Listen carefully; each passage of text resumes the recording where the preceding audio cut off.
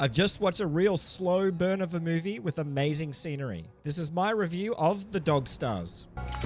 Here it's just us, trying to hold on to what was. But out there, it's kill or be killed. This movie is directed by Ridley Scott. Did you know he's 88 years old?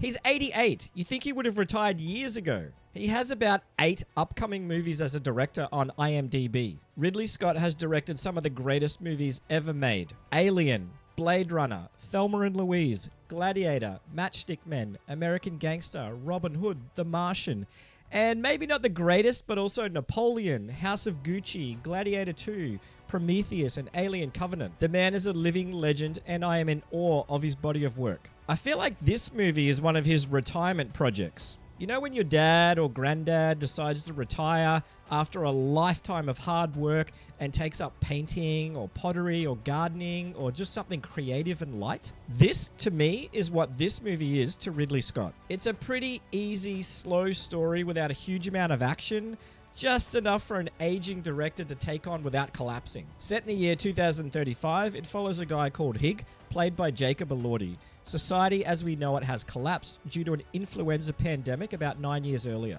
He lives in the mountains of Colorado with a guy called Bangley. They maintain a pretty quiet life by looking out for each other and a defensive perimeter around their location. The movie is based on the book by Peter Heller.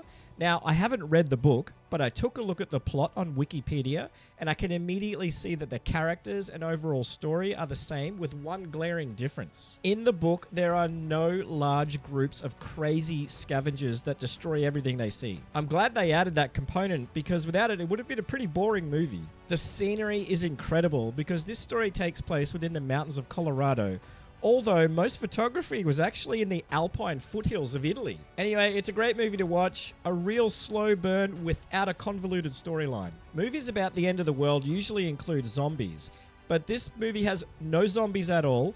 The main threat is from groups of crazed scavengers that act like brainless gangs intent on destroying everything they see. It's really weird. Definitely worth a watch for the amazing scenery. The Dog Stars, I'm giving you 3 out of 5 stars. Shoot the roof!